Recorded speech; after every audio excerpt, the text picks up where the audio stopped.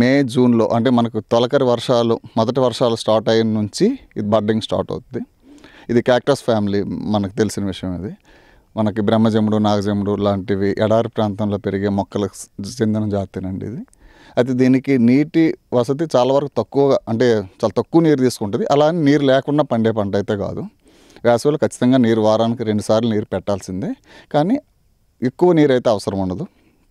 ముఖ్యంగా ఈ పంటల కోసం నీరు ఇంకే స్వభావం గల ఎలాంటి నేలలోనైనా మనం వేసుకోవచ్చండి. నీరు నిలబడకూడదు, నీరు డ్రైన్ అవ్వగలగాలి. తర్వాత ఏంటంటే వాటర్ మినిమం మనము వారానికి మంచి వేసవిలో అయితే 1 నుంచి 2 సార్లు తడులు ఇవ్వగలిగేటట్టు మనం ప్రొవైడ్ చేసుకుంటే మొక్క పెరుగుదల బాగుంటుందండి. తర్వాత దీనికి చీడపీడల విషయానికి వచ్చేటప్పటికి పురుగు మందులతో కానీ తెగుళ్ళతో కానీ ఎలాంటి సంబంధం లేదండి. నీరు నిలబడేటప్పుడు అధిక వర్షాలు అయినప్పుడు కుళ్ళడం అనేది జరుగుతుంది.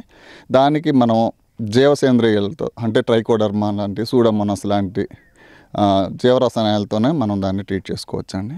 మనం వర్మి కంపోస్ట్ కానీ గత్తం కానీ మనం ప్రిపేర్ చేసేటప్పుడు కూడా 4 రోజుల పాటు దాన్ని ట్రీట్మెంట్ ఇచ్చుకొని ఆ పౌడర్ని ట్రైకోడర్మా విరిడి, సూడోమోనాస్ లాంటి పౌడర్లు మనం గత్తంలో కలుపుకొని అది ఒక 4 రోజుల పాటు అది ఒకసారి గ్రోత్ వచ్చిన తర్వాత దాన్ని మనం మొక్కలకి ఇవ్వడం జరుగుతుందండి. సంవత్సరంలోన ఒక 2 సార్లు మనం ఎరువులు ఇస్తున్నాము. ప్రతి మొక్క మొదలులోన ఒక 15 నుంచి 20 కేజీల ఎరువు వచ్చేటట్టు ఇస్తున్నామండి. అన్నప్రాసన నుంచి చివరి స్టేజ్ వరకు, అంటే వెంటిలేటర్ మీద ఉండే స్టేజ్ వరకు కూడా పేషెంట్లు ఇది తీసుకోవడానికి అనుకూలంగా ఉంది.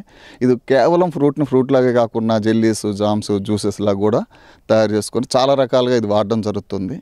ఈవెన్ చర్మ సౌందర్యం కోసం ఫేస్ ప్యాక్లుగా కూడా వాడటానికి దీని పైన ఉన్న షెల్లను కూడా వాడుతున్నారు. దీని నుంచి బై ప్రొడక్ట్స్ అనేవి చాలా రకాలుగా తయారు చేస్తున్నారు అనేది మనం వినడం జరుగుతుందండి. ప్రతి 100 మందిలో ఒకరికి కూడా ఈ ఫ్రూట్ తాలూకా టేస్ట్ కూడా తెలియదండి. ఈ ఫ్రూట్ పేరు తెలియడము, టేస్ట్ తెలియడం కూడా చాలా మందిలో ఇంకా అవేర్నెస్ అయితే రాలేదు. ఇదేంటిది, కొంతమంది చూసి ఇదేంటి రబ్బర్ పొండా ఇట్లా కనబడుతుంది అంటున్నారు.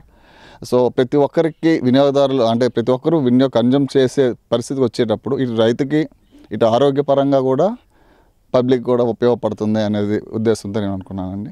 కోవిడ్ టైంలో వచ్చేటప్పుడు ఒక ఫ్రూట్ 300 రూపీస్ పెట్టినా కూడా దొరకనిది, అది కూడా వియత్నాం నుంచి తెచ్చిన వైట్ పల్ప్తో ఉండే ఫ్రూట్ అండి. అది చాలా వరకు రుచిగా చూసుకున్నట్టు చాలా చప్పగా ఉంటుంది. ఏదో ఇది ఆరోగ్యానికి మంచిది అనుకొని తినటమే తప్ప అంత మించి తినే ఇంట్రెస్ట్ ఎవరు చూపించేవాళ్ళు కాదు.